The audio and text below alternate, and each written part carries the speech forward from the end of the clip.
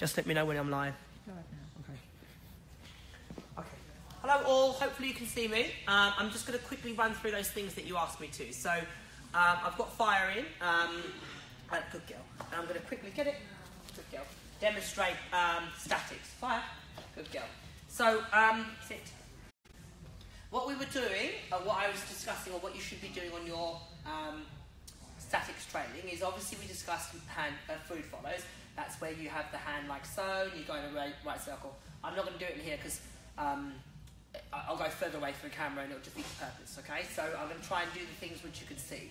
With statics, good girl, right, what I'm looking for, okay, is the dog to, say for example, if I do the hand flick, the dog should rotate behind me. Reward, good girl. And what I'm looking for is the dog. So there's a line on the, good girl, sit. There's a line on the, there's a line on the floor here. I'm going to use that as my reference, and she should be straight along that. Okay. So if I do that, good, get it. So she understands. Clearly, she's a little bit more of a trained dog, but you can see the dog, and I'll do it towards you. Okay. As soon as I do this, okay. Yep. Good. She starts to move behind me. Now that's done without a tidbit in my hand as well. So that would be the progression. As I explained earlier, don't be in a rush to get away from having a tidbit in your hand. So I'm going to hold a tidbit in my left, going to hold a tidbit in my right. I'm going to do my flick, okay, yep, and I'm going to reward from the right. So I've still got the treat in my left. That's one way in which you can progress. Alternatively, you can have your treat in the left, okay. I flick my wrist, for example, yep, and I could, play tuck, get that one, good girl, out, good, all right. So that's one way of moving beyond your treats. So the component parts are, yeah, pops the fire. I have my treats. Yeah. First, the rotation. So I'm going to do that in 2 angles. Okay. So that's where I do this, and my dog goes behind. Get it? All right. So I'll show you from the front. Dog's in front of me. Oh, good girl. Good. Okay. And my hand flicks, and my dog goes behind. At the beginning stage, I don't piece them together. I do them all separately. Okay. So that's one exercise. Second exercise, or another part of it, so again, let me stress to you, it doesn't have to be done in sequential order, is the dog doing a foot target. So that's where he goes behind me, good, and reward. So if you can see there, I'll do it towards you, fire is very deliberately, good, touching her shoulder on my leg, good girl, well done. All right, let's go again.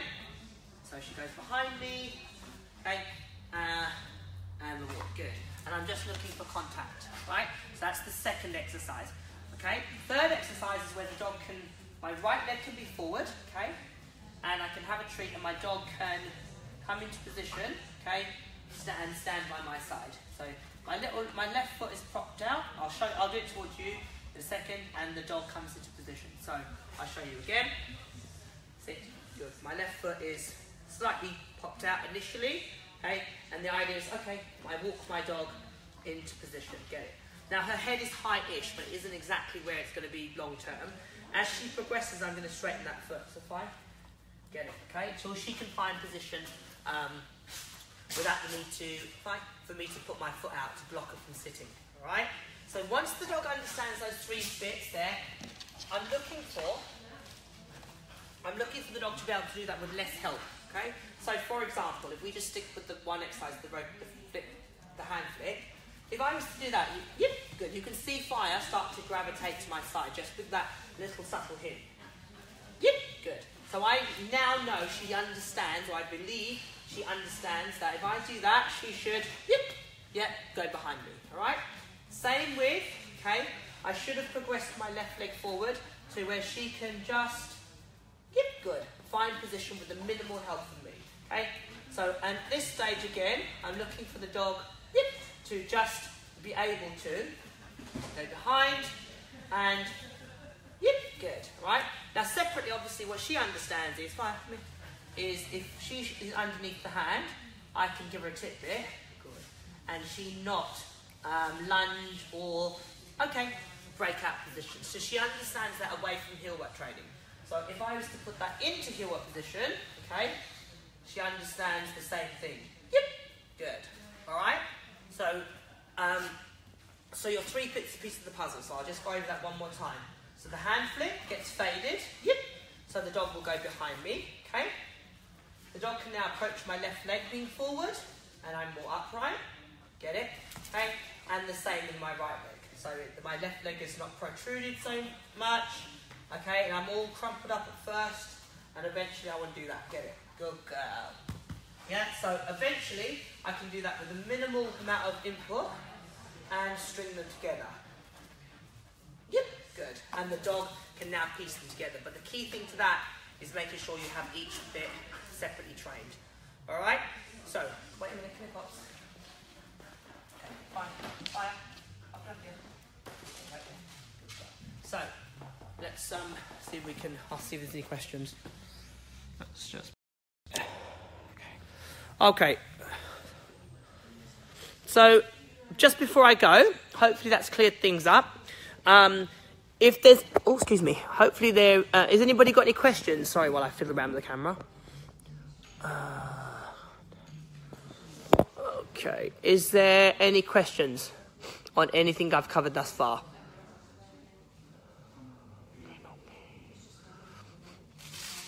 Okay, so if there's no questions at the moment, you guys might want to review both videos and then come back to me. So if there are questions, post them on the alumni chat or on the discussions on either forums. And healing hand position. Oh, okay.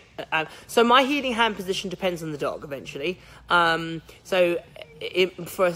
example, with my boxer, he does IPO, so my hand is swinging by his side. With my obedience dogs, it's up on my hip. So we're in the UK, we can have our hand position essentially where we like, as long as it's sort of on our body, holding our, clutching our waist, as it were.